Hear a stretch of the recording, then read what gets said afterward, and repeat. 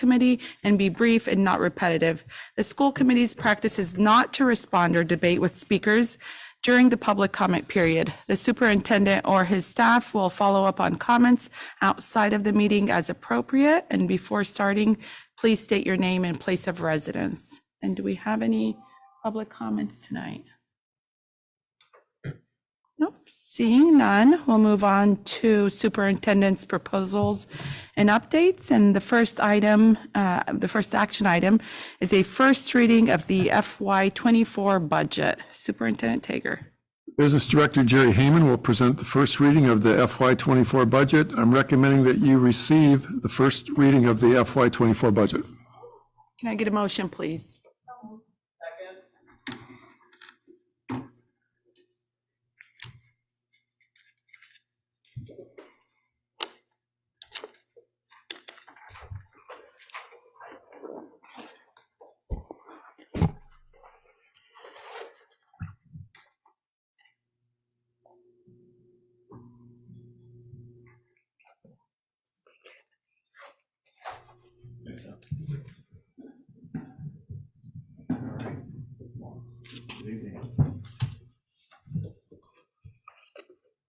I want to present the first reading of the 2024 budget for you tonight. The hope is quickly. You didn't do that. The hope is for you to accept it, make any recommended changes that you may have. So I have a directive to go back and make those changes and present to you next week on the second reading a budget that's exactly what you're looking for. So let's go through the budget tonight. The budget tonight looks a little bit different than you saw the last time. We presented you a draft. It was an increase of 7.7%. We I got together with the superintendent. We made a decision to look for some cuts to get the overall increase down somewhere lower than that, and we were successful in getting the increase down to 4.75%, which is 3%. So we asked all the schools and special education to go ahead and find those cuts. And there was a lot of hard work done, but they did. So this is what you're seeing tonight. All right.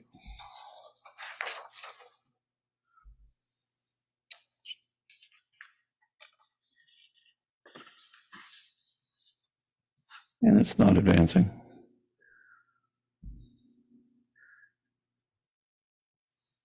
Due to technical difficulties. Do you do this on purpose? I think so.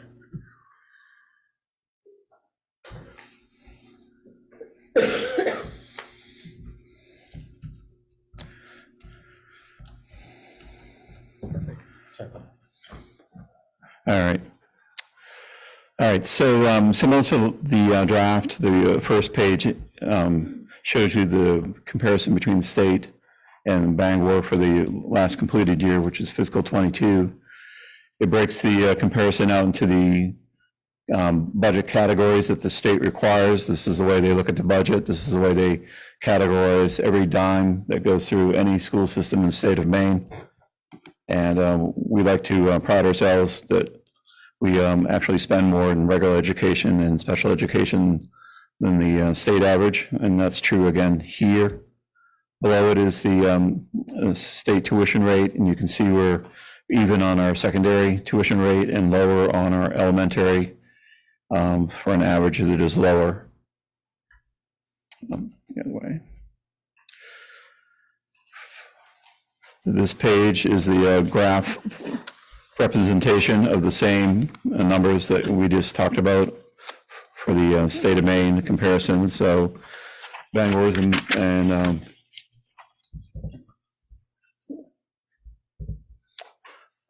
the blue color, and the state is in the sort of brown, and you can see again we're higher in the state and regular education and special education. And you can see the percentages far exceed most of the other categories. So when we put together the school budget, that's where we spend most of our time. The next page is the revenue section. This is how we intend to pay for things.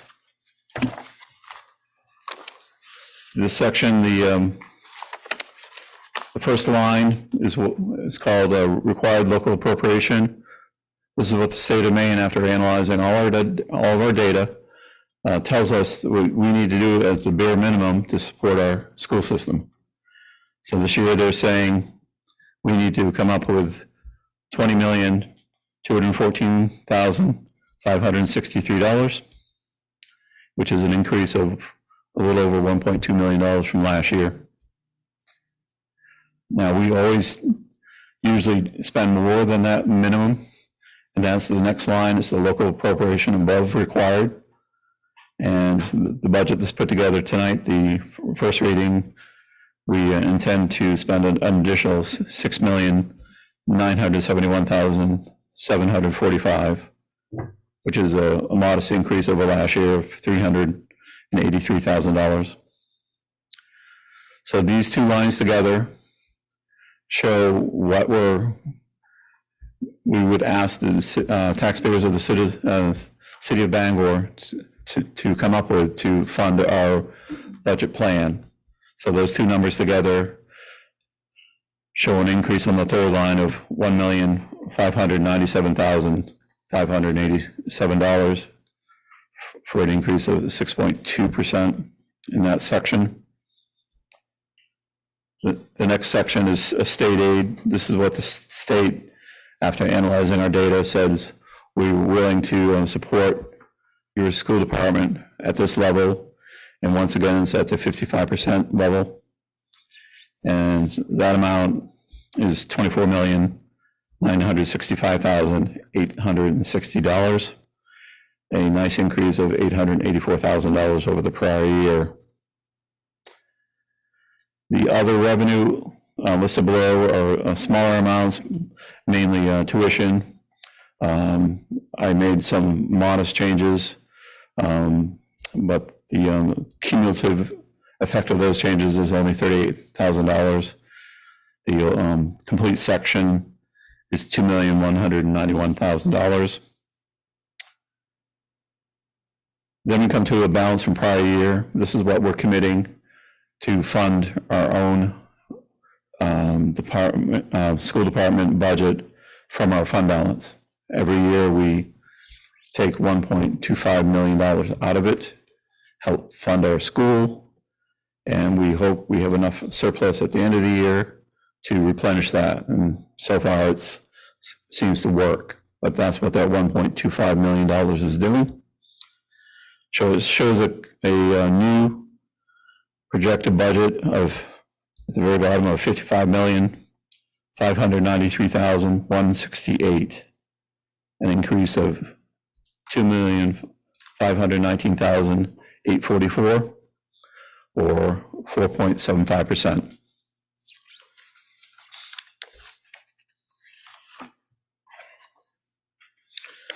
We also, in your packet, had a, not on the slides, but had a page of definitions of the revenue if you wanted to know where the various lines come from and what they really are. So you can read those.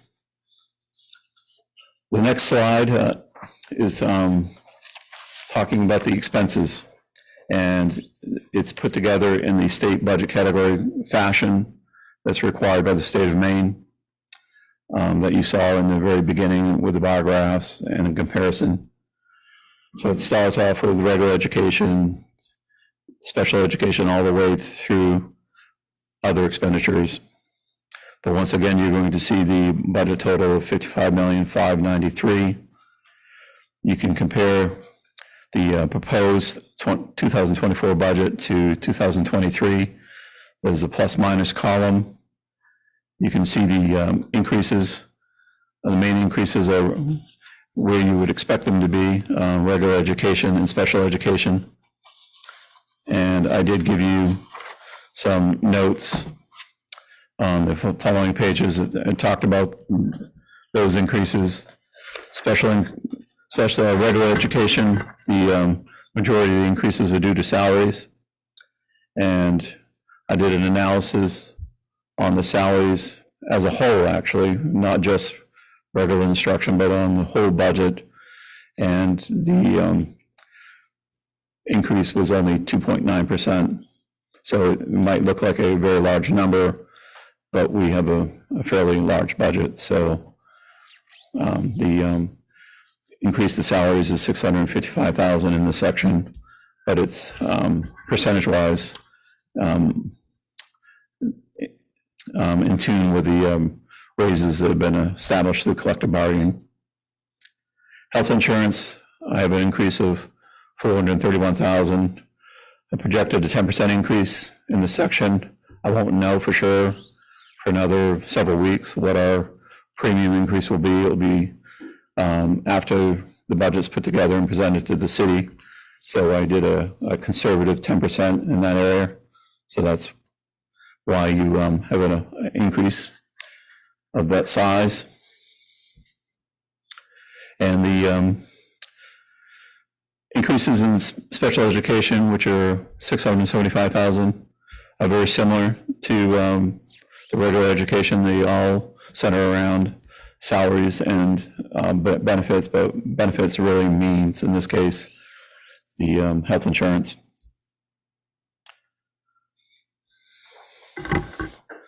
It goes on to other education, which is co and extracurricular. This actually has a small decrease of $15,000. And there's some modest changes that I show you in the notes. Next is student staff support. It has a increase of $237,000. Once again, salaries is leading the way for $223,000 of that increase. The next is school administration has a small decrease of $71,000. We had an extra secretarial position budgeted last year that was never filled, and we just simply eliminated it this year.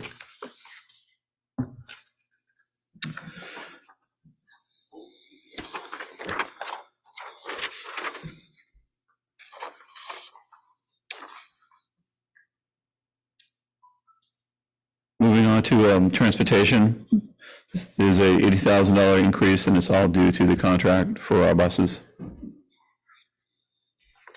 Facilities has an increase of $303,000.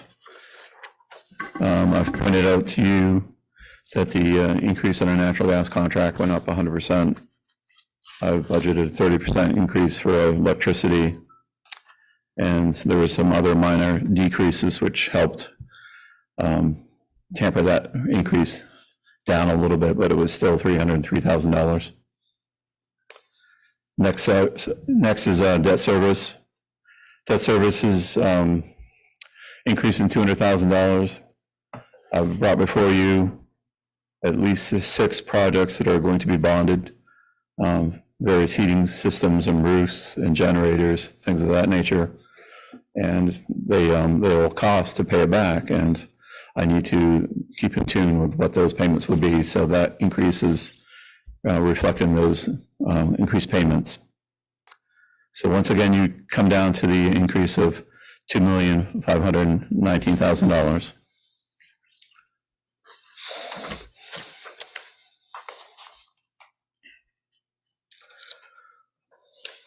So this is next slide is a bar representation of the spending in the various categories that we just went over. You can see regular education and special education far exceed all the other categories. So this is sort of just a visual for you. Then we're going to briefly go into the categories themselves. We give you detail in the budget categories and then take it down to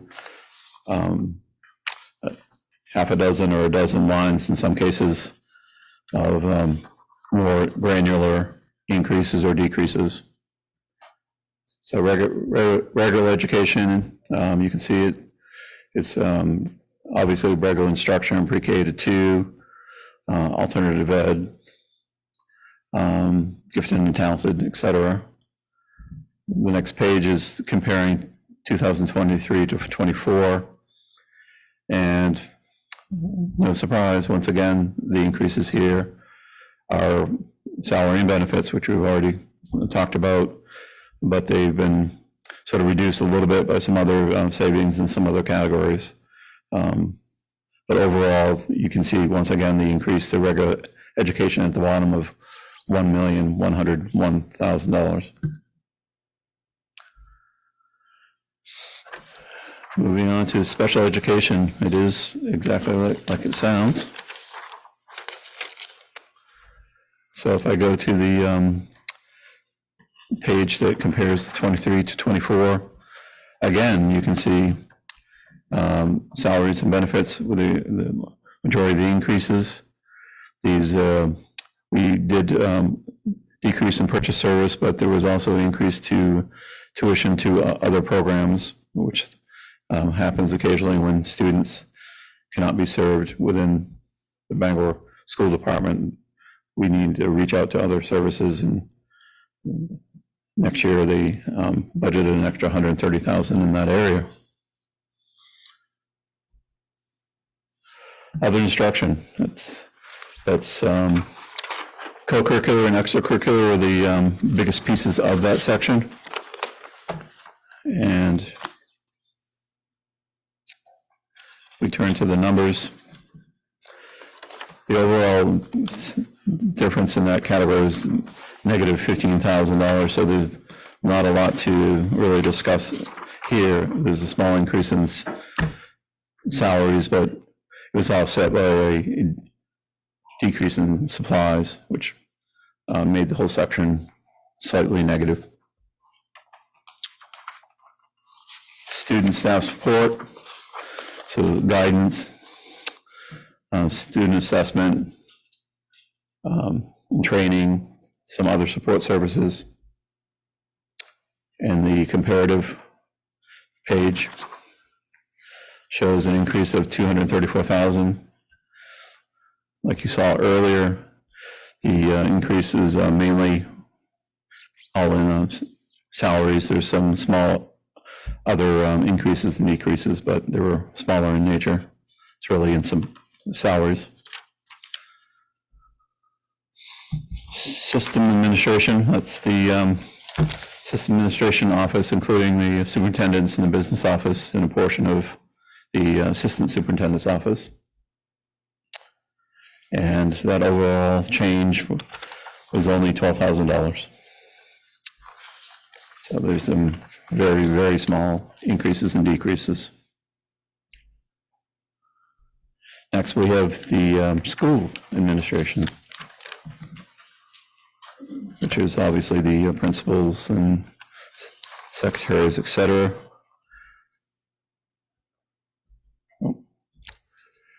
That overall change was a negative $71,000, and we had most of that in that salary with that elimination of that secretarial position that I spoke of earlier.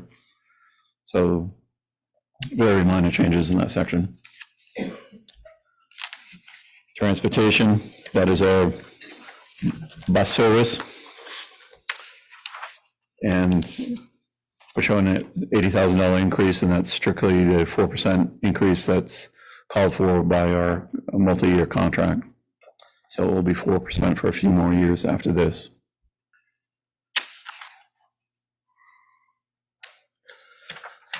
Facilities and maintenance.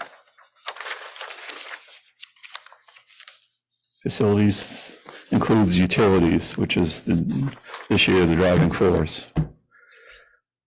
As everybody knows, I think that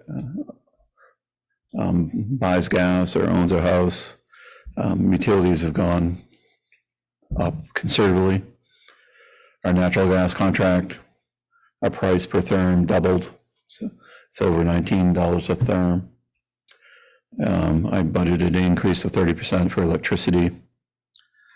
And there's some other increases and decreases. We try to kind of lower the overall increase as much as we could. And we did get it down to $303,000, but the utilities is really the driving force in that section. Debt service, as I spoke of earlier, is a repayment of our bonds. And we've been active over the last 2 years with our bond projects. And this is once again showing the increase to the payment of $200,000 that we spoke of a little bit ago. And the last section is all other. So very small section. The total budget is $108,000 with just about a $4,000 change from the prior year. The biggest item in this is a few salaries, and we do support our food service program with $25,000 each year. All right, so we take the same expenses and flip it around to the same format that you folks see from me when I give you monthly financial statements. And this is done by, we call it divisions, but really it's the school, special education, technology, still has debt service, et cetera. But it lays out the same expenses, the same overall budget. It looks at it by a division perspective. Special education is exactly the same. It's this same dollar amount that's in the state budget categories. It's the exact same amount in the division here. The other large increase was to Bangor High, as you probably would suspect it would be. And I did an analysis of that, and Bangor High has 100 plus employees. So when you factor increases to salary and benefits, and I did put some money in there for STEM room renovations and purchase service and minor capital. Between that, it accounts for the increase in the Bangor High budget. The rest of the increases are rather modest, so I can go into detail if you would like. But you're going to see a running theme of salaries, benefits, and then utilities, which is natural gas and electricity in every one of our divisions. They were their lion's share of the raises or the increase in each one of those. And this is a little hard to read on the screen, this next one, but it's a 15-year look, 2 columns. The first, the one on the left, is the state appropriation, and the green is when the appropriation increased, and the right hand is the local revenue and local amount provided by the taxpayers. So on the very first page, I told you to fund the budget as it's presented tonight would require $1,597,000. You can see that at the very bottom. Last year, there was a 0% increase asked of the taxpayers. And the year before that, there was, we had a budget with 0%, but we actually received extra funding from the state, and we took a portion of that and returned it to the city. So that's why it's negative 500,000.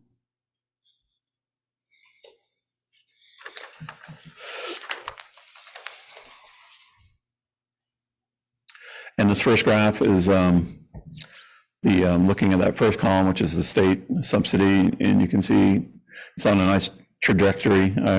Hopefully it will stay that way, but it's increased quite a bit over the last few years, and it's gotten all the way up to fund 55% of our school budget over the last few years. And the next one looks at the state subsidy as a percent of our total budget. So if our total budget increases little faster than the percentage increase of the subsidy, you're going to see a negative turn. It had been going straight up, but this year it went down slightly, but it is still about 44% of our total budget. So that's.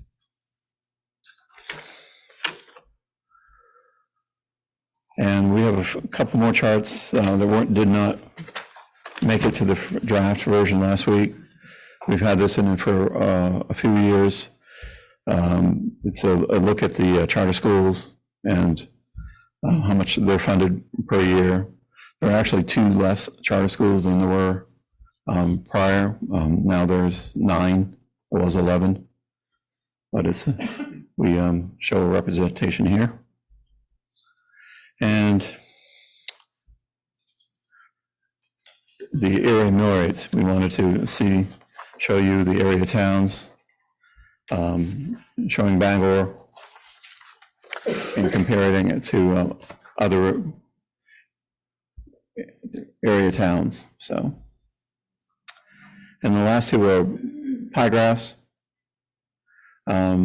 This is fiscal 23, and if I do it quickly, you'll see the pie graphs change slightly. Not a lot. They usually stay pretty consistent between the various areas. And the last pages of the packet are the articles. We're not going to ask you to vote on it tonight since it's a first reading. This will be asked of you. Hopefully, when we vote on the second reading, you'll vote on each section of the budget, passing it in total. And after that's done, it is then presented to the city of Bangor. So this is what the articles will look like. Obviously, if there's any changes that come after tonight, the numbers would change here. So these are our 13 articles that we've had for several years. All right, that's the end of the packet. Are any questions? Thank you so much, Jerry. Member Sorg. Yes, I forgot to bring this up.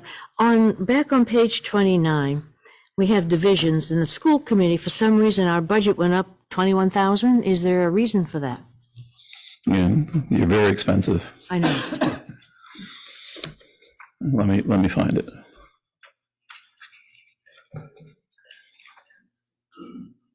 The school committee, I can probably do it off the top of my head. That is where legal expenses are. And as we go through the years, I've seen nothing but a slow increase in legal expenses. And also insurance goes there. So between the two, it's mostly legal. This 15,000 in legal services increase. So every time we need services of our attorney, this is where it goes. Member Surratt. First of all, thank you, Director Heyman, for this presentation. I am supportive of accepting the first reading of the budget tonight, but I do have some recommendations I want to make, things I'd like to see changed for the second reading. Well, and first, I want to mention this as well.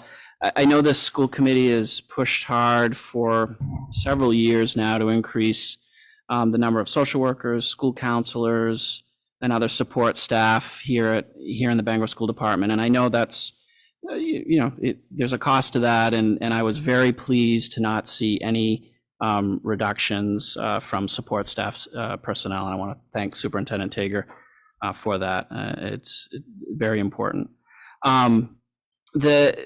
The two areas of concern I have in some of the cuts from the initial budget to this one, the first one I want to point out is classroom supplies and instructional equipment. So we've got a cut of about $94,000 in classroom supplies and a cut in instructional equipment of about $26,000. I'm speaking for myself here, but I'd like to see some money, quite a bit, a significant part of that money put back in. I think classroom supplies are incredibly important. you know, off the top of my head, I don't know how many classrooms are in the Bangor School Department, but if I ballparked it at 500, that's about a $200 cut from every classroom in the Bangor School Department, and I think that's pretty significant. So I'd like to see a significant portion of that money put back. The other area I wanted to mention is the purchase services building and the minor capital, which were two significant cuts. The purchase services was $216,000, and the minor capital was $261,000. And we've had some pretty high visibility infrastructure issues this year. The bricks falling off of the Mary Snow School, and some of the issues with the roof at the Bangor School Department. So again, speaking for myself, at this point, I'd like to see some money put back into minor capital, a portion put back into minor capital and purchase services buildings. I think infrastructure is critically important. And that's what I wanted to say. Thank you. Thank you, Member Surratt, and I support that. I have also sent an email about those two concerns, and so I support that as well. Member Jandro. And I just want to echo the sentiment of both Member Surratt and Chair Hassanen. I think that asking, especially when it comes to classroom supplies and technology and equipment, I'm not one that likes to ask people to do more with less, especially teachers. I'd like you to do more with more. So I would really like to see those two categories bolstered back up. That would be my preference.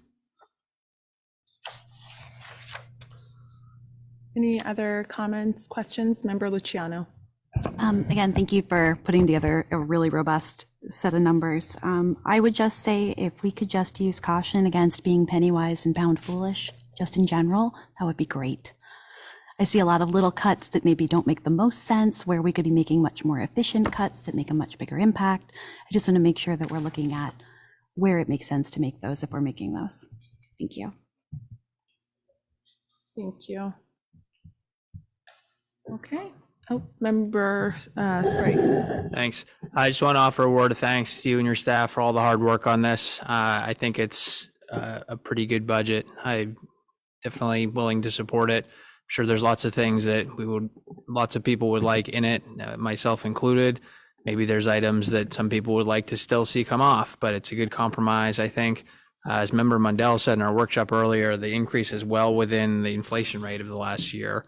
And a lot of the drivers are pre-negotiated salaries that we don't have a lot of control over, in addition to just the regular inflationary pressures out there, including for things like utilities. So, of course, we'd all like to see both all the things we want in the budget and no increase, which is mathematically impossible. But I think all that being said, it's a fair budget, and I think you've worked very hard to get it down a bit from where it was previously without sacrificing too much of the things that make the Bangor School Department special. I am also heartened to see the mill rates. That it's been a couple years since I really looked at those mill rates, and I wanted to find out, because I think there's this perception that Bangor's a lot higher because we're a service center community and we have some pressures that other communities don't have, which are true. Can't find it, but I think we were like 4th or 5th. Thanks. Orono, Brewer, Old Town, and Hamden all have higher mill rates than Bangor. And it wasn't that way a few years ago. We were always sort of comparable with Brewer and Hamden, and it seems like they've continued to shoot up while we've been more or less holding the line, despite a lot of the fiscal burdens of being a service center community. So testament to the school department and also the city side of things that I raised the point in the last meeting about it being a competitive atmosphere for being a community where people want to live. And I think we would all agree that the schools are the #1 draw to this community, especially for families or people wanting to settle down. Mill rate is a variable, and I think I'm pleased to see that we're not higher than Orono, Old Town, Brewer, and Hamden. In fact, we're lower. So thank you again.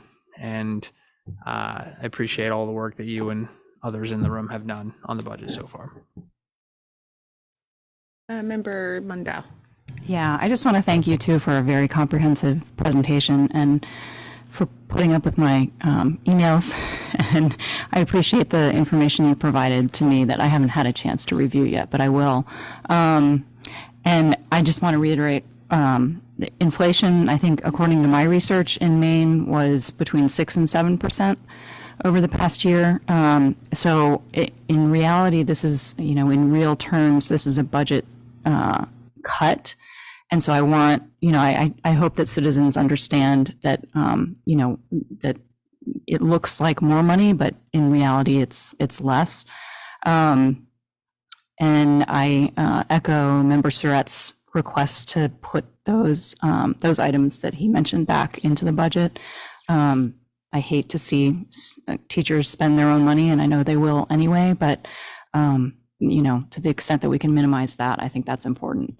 And I also appreciate your explanation about the STEM during the workshop about the STEM project and the renovations, because I do have concerns about that impacting student learning, especially for our STEM Academy kids who really rely on those rooms and the teachers who, need lab space to teach. So I appreciate, I felt a bit reassured that the disruption there will be minimized. So, so thank you. You're welcome. Member Surratt. Yeah, I just wanted to, if possible, and I have it as page 34. It's the slide it's the state versus local funding, the 2010 to 2024. Yeah, I just think this is an incredibly useful slide and important information for the community. So particularly the right hand local revenues. I added up all of the increases, subtracted the decreases over the 15 years, so 2010 to 2024, including the 1.5, roughly 1.6 increase this year. And Bangor, the average amount that Bangor is asking for a local revenue increase is around $550,000 a year, which translates to a mill rate increase of about a quarter, about 0.25. So if you look at it longitudinally, Bangor School Department has been very cautious, and I believe has been very cautious with how we've spent. And despite that cautious spending, been able to produce such incredible results with our kids. So I think that's important for the community to understand. Thank you. Well noted. Thank you, everyone. Okay, thank you, Dr. Heyman. Can we vote, please? I have a motion, I have a second. All in favor? Passes 7-0. Thank you. Thank you. Next, we move on to the Jewel settlement. Superintendent Tager. Yes, Friends Law Group attorneys and staff have been working representing our district as well as nearly 1,000 school districts across the country against Juul Labs, Altria, and others to hold them accountable for the youth vaping epidemic that is impacting our nation. In December 2022, a proposed settlement was reached with Juul Labs and its founders, directors, and board members. I'm recommending approval to accept the Juul proposed settlement, but I want to say this to you first. I ran this through our attorney, Dan Stockford, and we have to hold this first meeting, then we proceed forward towards the settlement. The average settlements are about $10,000, so I want you to be aware of that. So I'm going to ask for approval to accept the Juul proposed settlement. Can I get a motion, please? Second. All in favor? Passes 7-0. Thank you. I was hoping for a bigger settlement, but we'll take it. Maybe we'll be higher. We'll see. That's the average. Thank you. On to informational items. So the first item is the equity audit report. Superintendent Tager. Yes, it's my pleasure to introduce Principal Brian Bannon, who will share the equity audit report with the school committee, and with him is Dr. Ian Mehta from the University of Maine.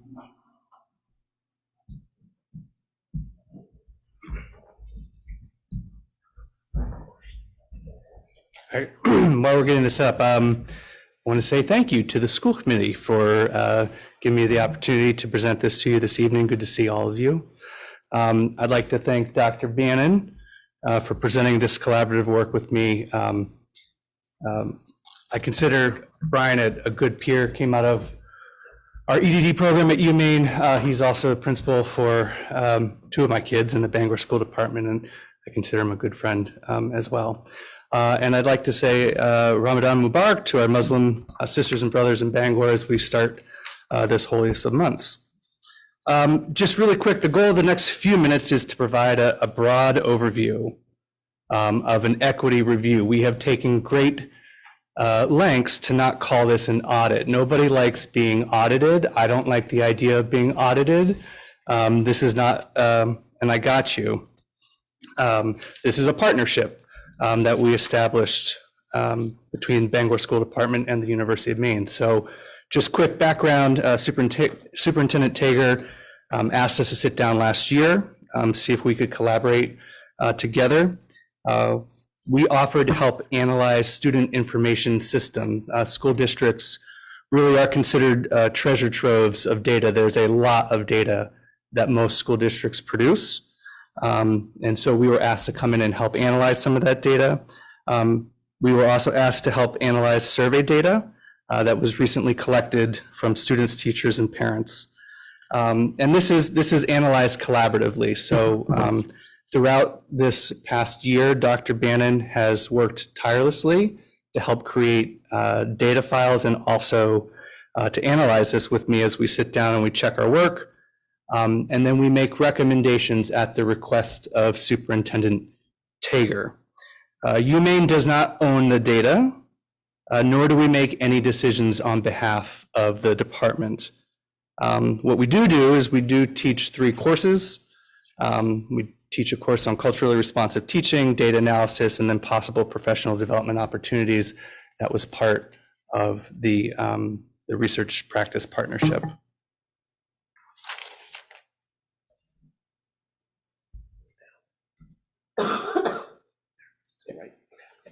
Just figuring out the buttons. So thank you all very much for the opportunity to talk with you tonight. As Dr. Mehta said, we've been working together on this for quite a while. So the first part, I believe we went too far. Sorry. There we go.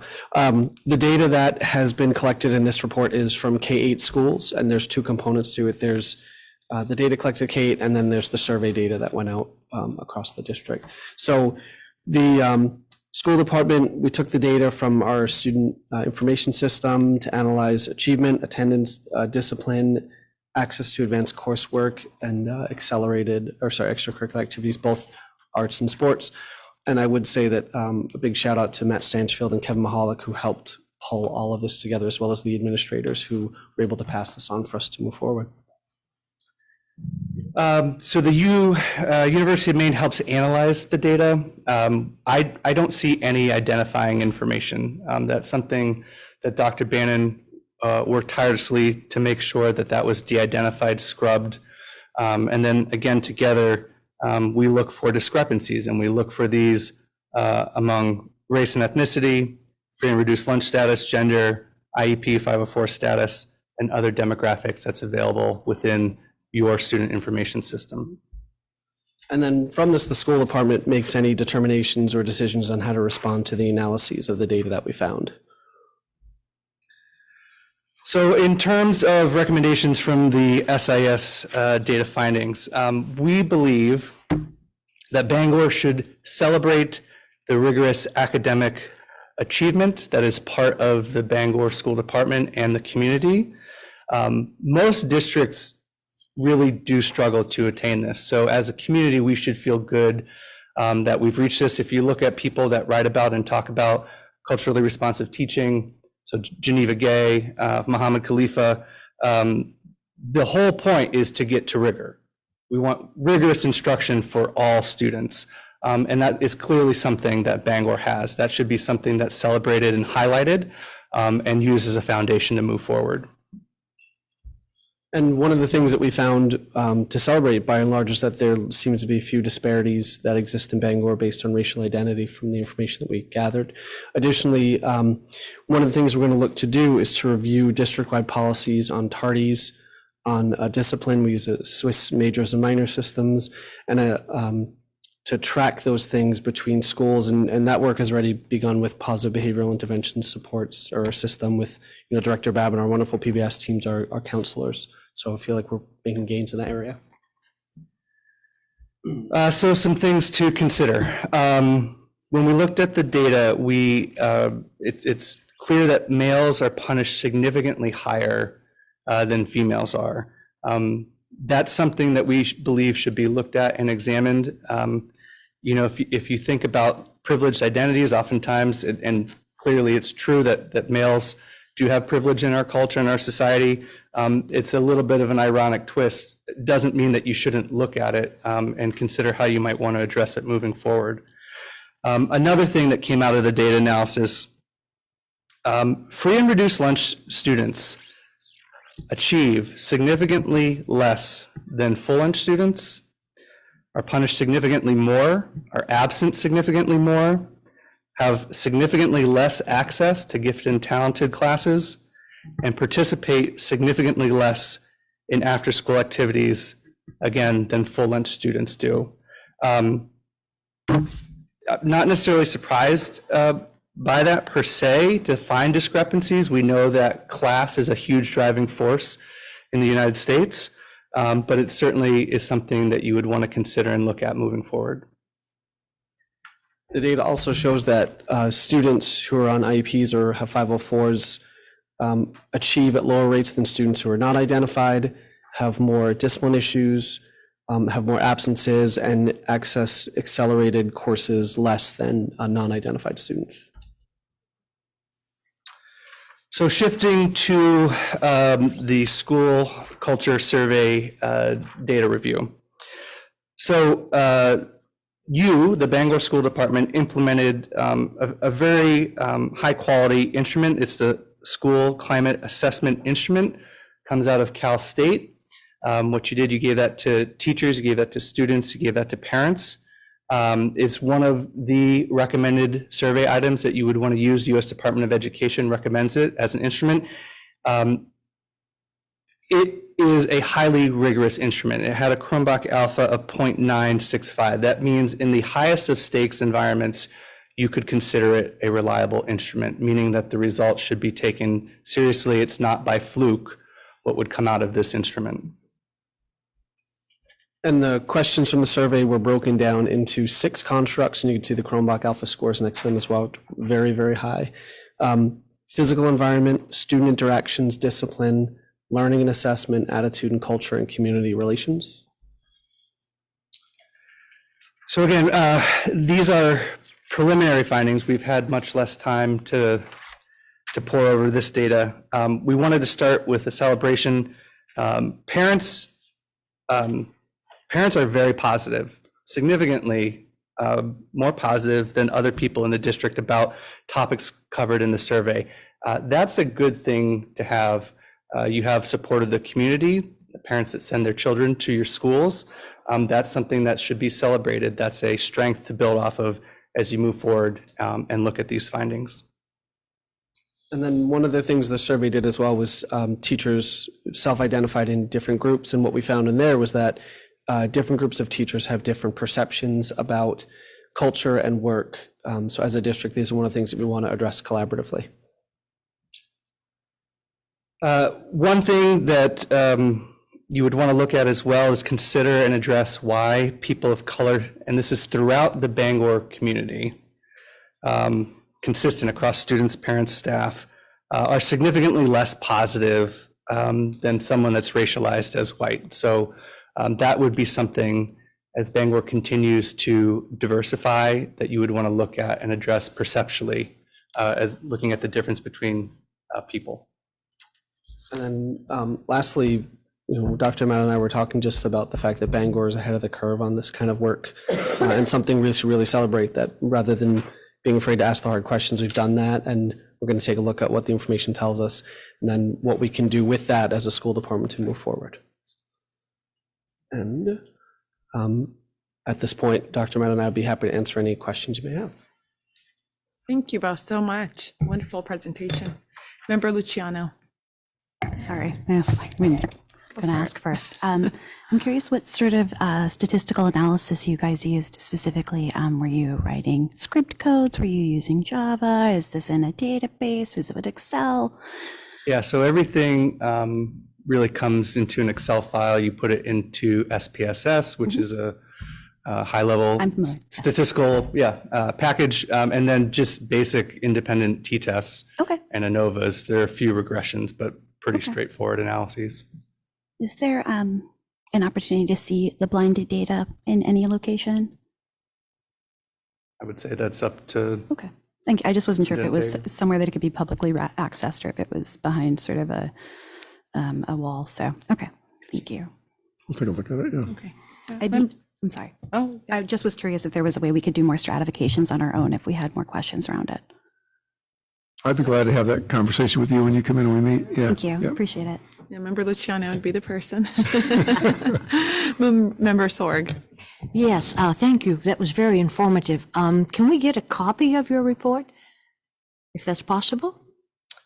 I would provide the slides, I think That would be, good. that's all I'm asking Yeah. for, simply of that, yeah. of course. Yeah, that would be great information to have. Thank you. Great job. If you'll just send the slides to me, I'll send them out. Yep, thank you. Member Mundell.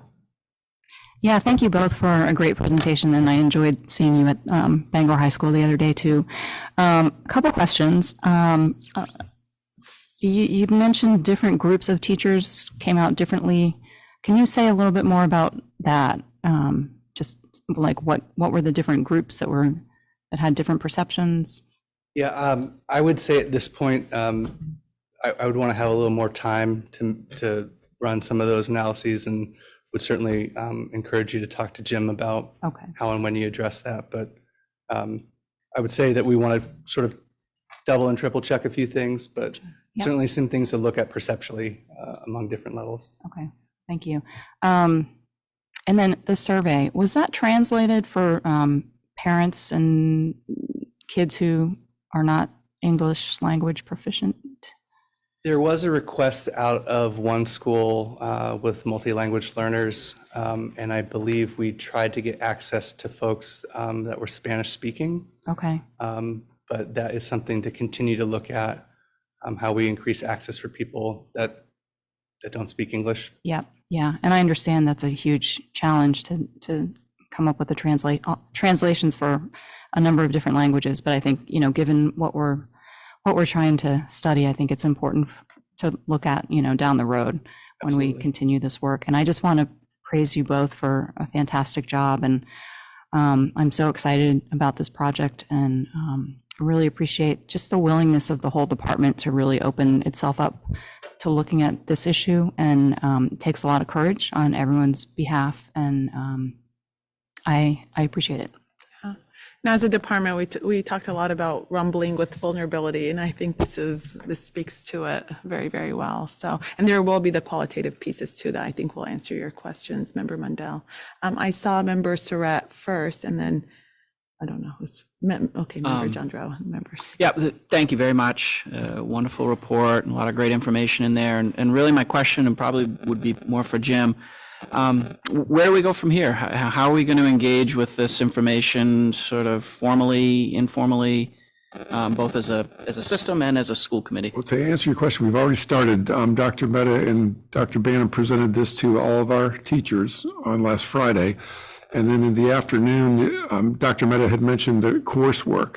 We had teachers from all of our schools outside of one that attended the coursework, so that school doubled up with another school. But the teachers who took the course, first course was the pedagogy, and then it's the data.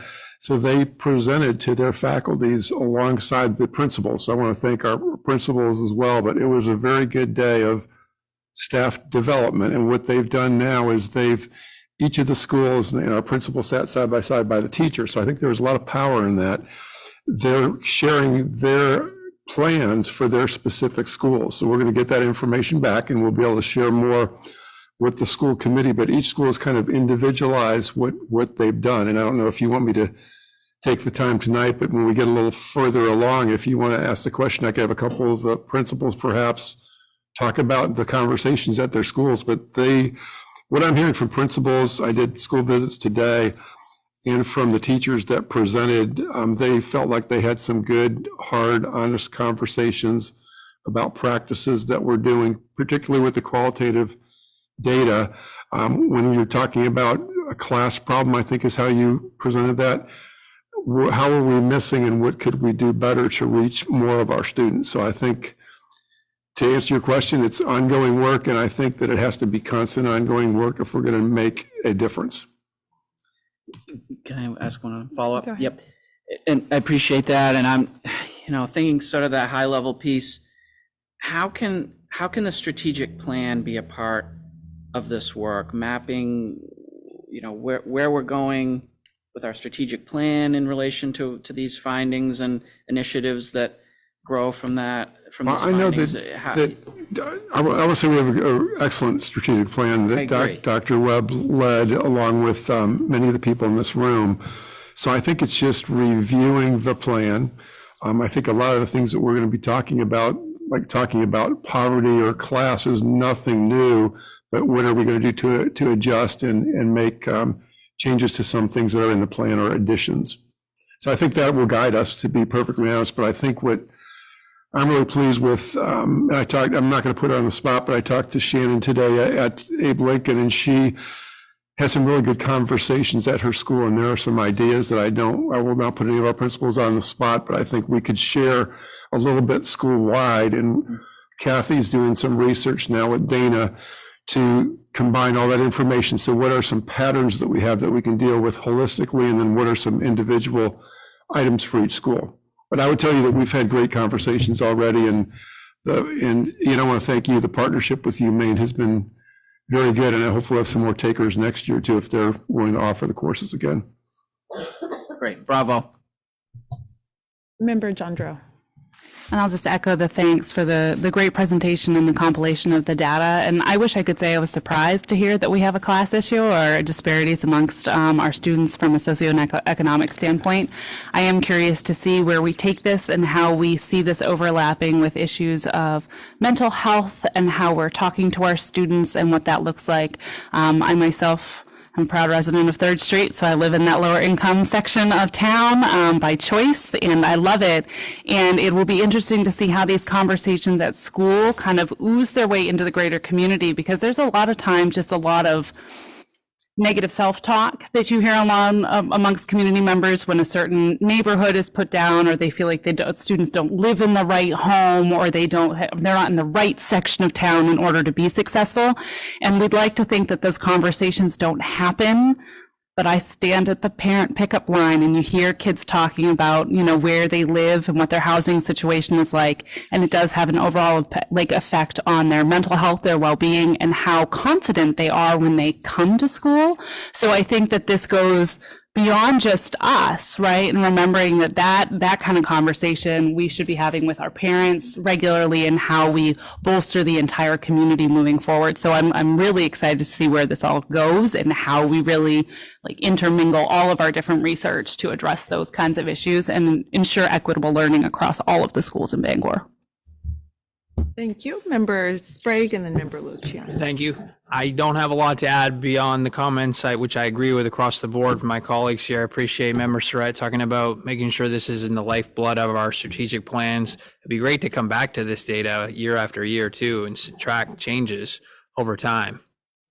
May I respond to that? Yeah, I think you would be well advised to set goals, and then every 2 or 3 years, it just becomes part of what you do. I would consider it good practice. So I'm heartened to hear you say that. Yeah, and really, there's not a school district in the state that doesn't have issues of class and race. And the difference between Bangor is that we're looking at it head on in ways that will be meaningful, I think, to helping especially those who are in less fortunate circumstances or who have challenges that other students may not, to achieve the best results possible for them. So thank you. I look forward to continuing the conversation. Thank you, Member Sprague. And a lot of questions came up around sustainability, and I think that's a great idea to implement interventions and continuously revisit this work. So thank you both. Member Luciano. I was just going to offer to at least create a benchmarking plan for this, which would be basically start with this and then check it every 3 years and see how it changes or whatever we decide. The other thing too is I want to make sure we are super cognizant about the fact that we don't even, the language the idea of like, we need to go in and help all these kids. They don't need help. What they need is equity. We don't need to baby them or coddle them or, even the idea of living in a neighborhood by choice. There are plenty of kids who don't even get that choice. So we want to just be really thoughtful around that is what the equity is going back and making sure we're not even thinking about it in that mindset, but just, I live here because I want to live here and I like where I am and I choose to be here. And not everyone gets that. So we need to be mindful of even the freedom of our choice. Thank you. And this is more of the work that we'll be doing in our May 23rd retreat. So I look forward to digging deeper with you all. Any other comments, questions? No? Thank you. Very, very, very well done. I appreciate it. Okay, on to Superintendent's Academic Excellence Award. Each year, the superintendent of schools recognizes our highest achieving scholars in the senior and sophomore classes. These students elect to take the most challenging academic courses that we offer and maintain a grade point average that is outstanding. For seniors who are announced tonight, a minimum of 10 honors and/or advanced placement courses must be taken with an overall average grade point average of 4.0 or higher. This award is added to college applications and is recognized at graduation. 47 students will receive the Superintendent's Academic Excellence Award for 2023. Assistant Superintendent Kathy Harris-Smedberg will read the names into record. I just want to give you a little background before I did this. This award first started in 1993. 10 students achieved the award that year. There's a lot of research out there that says if you set the bar high, the students will meet it, and they did. From 1993 onwards in intervening years, the standards actually increased to what they are now. We now have the largest group that is receiving these awards. I did want to give a few more statistics on this. Not only did they meet the expectations, they crushed them. The mean and median number of honors and advanced placement courses that were taken were 17. 28% of the students took 20 or more. The highest number was 29. I mean, this is just astronomically impressive. I would say that it's just, I just read these names and I think, wow, these are impressive people. I'm going to read off the names of the 47 students. I do want to thank Principal Butler, who helped me with my pronunciation, and I hope that I do well by it. So, students receiving the Superintendent's Award for 2022-2023 are Samuel Ahola, Julia Bassi, Olivia Bassi, Grace Bennett, Nicholas Bieberstein, Amorica Boggins, Kaylee Bowen, Catherine Busco, William Karen, Anna Connors, Taylor Coombs, Levi Cox, Ethan DeMerchant, Evangeline Eastman, Anna Elliott, Samantha Erb, Adriana Faulkner, Bridget Frazier, Sadie Harrow, Carlton Hayward, Elijah Herzog,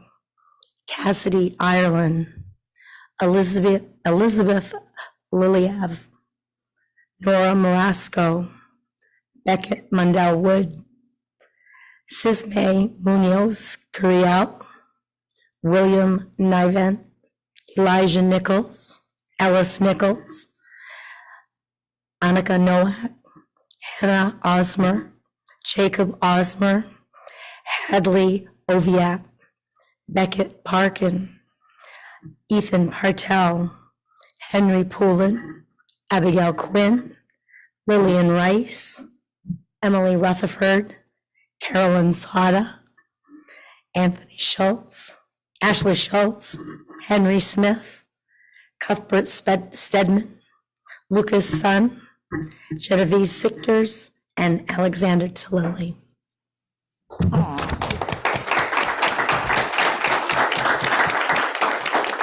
Congratulations to all these amazing students and our very own member, Sada. Congratulations.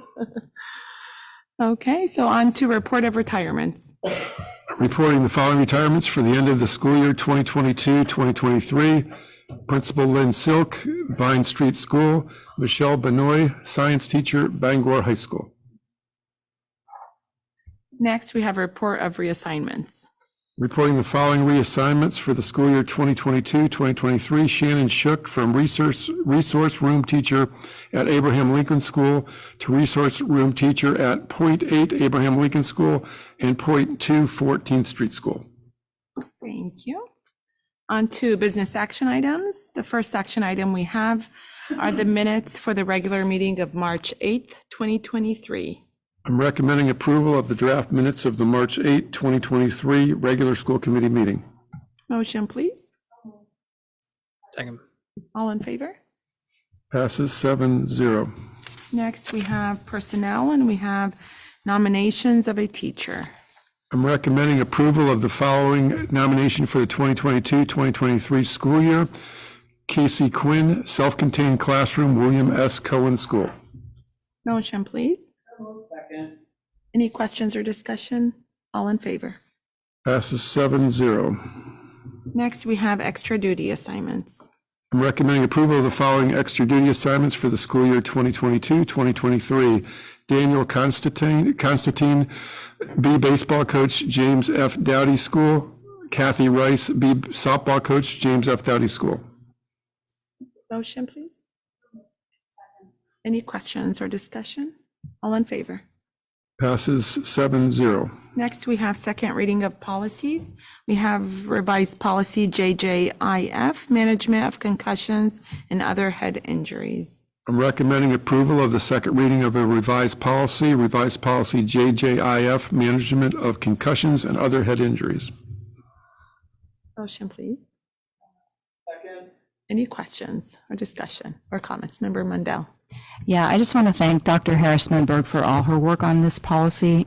There are a lot of really great improvements to it. It's much more detailed and thorough, and I think our students will really benefit from a really close look at potential head injuries, and I think it's a really important policy. So, thank you.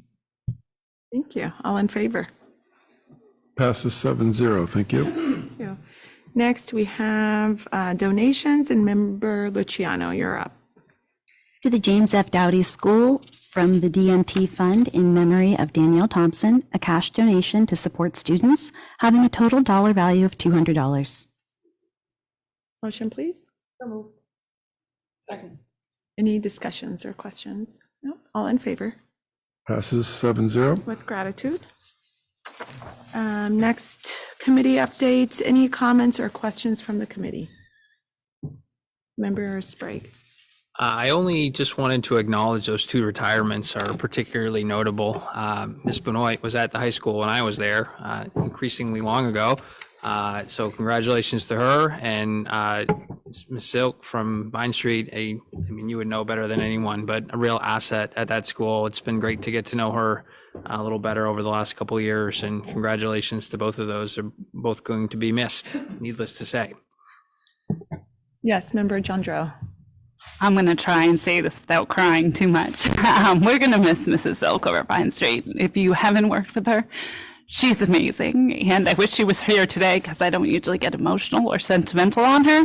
But she's an asset to the students. She will be hard to replace. I would say that she is very much irreplaceable.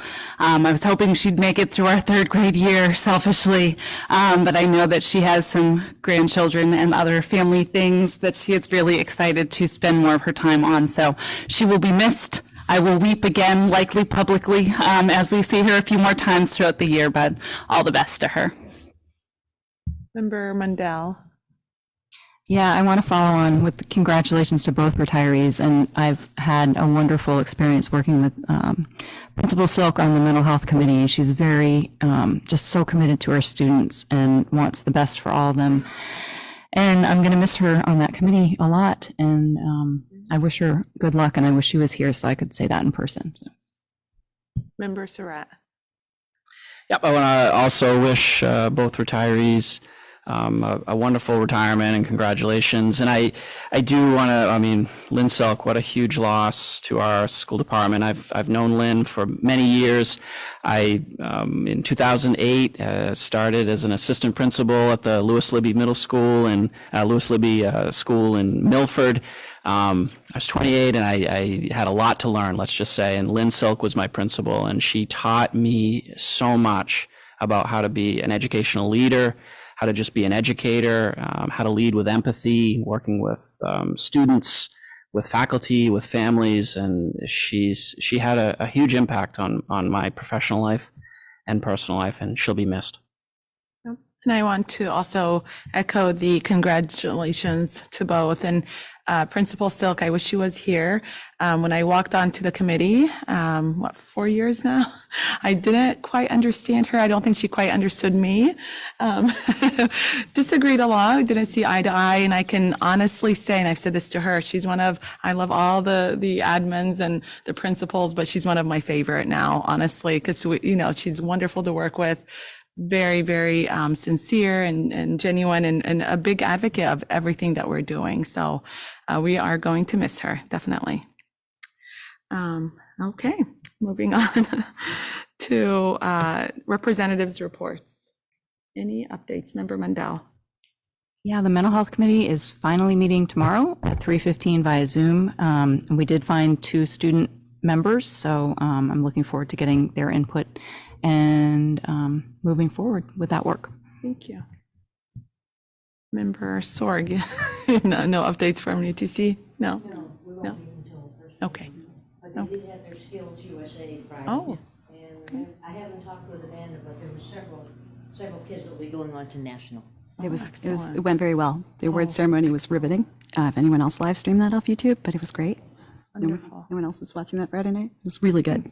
Wonderful. Wonderful. Any other updates from the committee before we move on to a student committee member update? Okay, Member Sada? Thank you. So some news. Ellis Nichols won the Maine State World Languages Student of the Year. She's an exceptional language student at the high school, and I know the language department was really excited. They were there at the ceremony in Portland to congratulate her. She took both Spanish and Chinese for 4 years, and she's just a very dedicated student. So that's good news.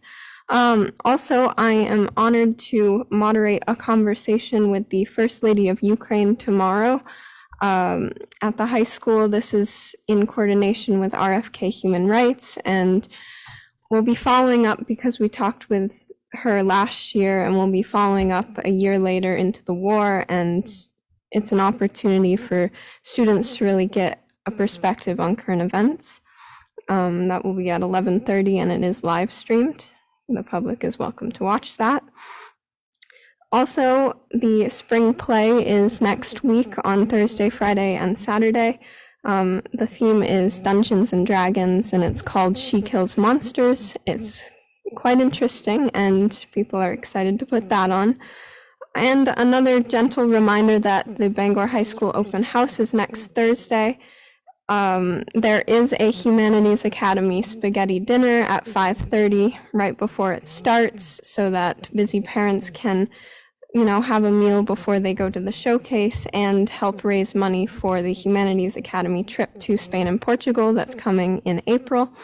And there will be a silent auction as well for raising money. And the open house starts at 7, I believe, or 6:30, one of those. Okay, and that's all I have. Thank you. Thank you so much. Well done. Moving on to informational items, several important dates. If you would all please note that Wednesday, March 29th, right before our regular meeting, 7 p.m. here in council chambers, we will have an executive session. Superintendent Tigger and I will share more information with you later, but that's at 6 p.m. So please note that because it is not on here. Wednesday, April 12th, 2023, regular meeting, 7 p.m. council chambers. And we also have a joint workshop that day with city council. And I believe that is at 6. Yes, it is. 6 p.m. So also note that because it's not on here. Wednesday, April 26th, 2023, regular meeting, 7 p.m. council chambers. And finally, our much awaited second retreat, Tuesday, May 23rd, 2023, school committee member retreat, 8:30 to 12:30 p.m. Yep, 12, yeah, p.m. Camp Jordan. I thought for a second I said a.m. I'm like, wait a second. Any other questions or comments from the committee? Seeing none, adjournment. Can I get a motion, please? Second. All in favor? Thank you all. I know, I was like.